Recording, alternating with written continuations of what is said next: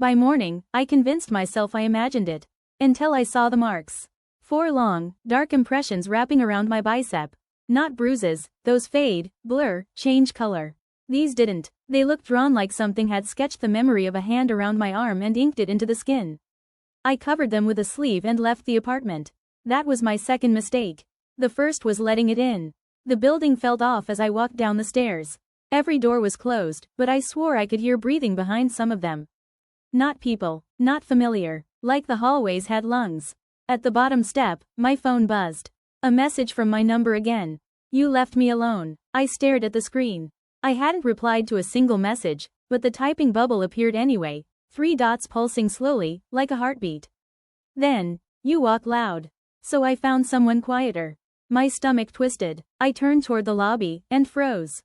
One of my neighbors, Mrs. Dwyer, stood facing the wall. Completely still. Her hair hung over her face, and her arms dangled at her sides like wet ropes.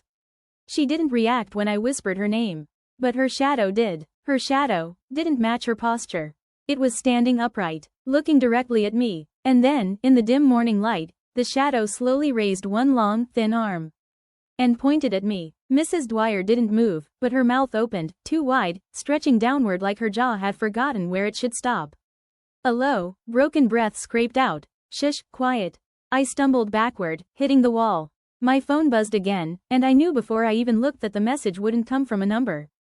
It would come from a place. From the thing. The screen lit up. Don't be afraid. You let me in. Now I let myself out. Mrs. Dwyer's shadow peeled away from her feet, detaching like wet paint dripping upward. It stretched across the floor toward me, sliding more than it crawled. Her body collapsed as soon as the shadow left her. I ran. Out the door. Into the street. Into sunlight. I thought sunlight would stop it. But my shadow wasn't mine anymore. Longer. Thinner. Faster. As I ran across the pavement, it didn't match my steps, it walked behind me. Calm. Patient. As if we weren't running from each other.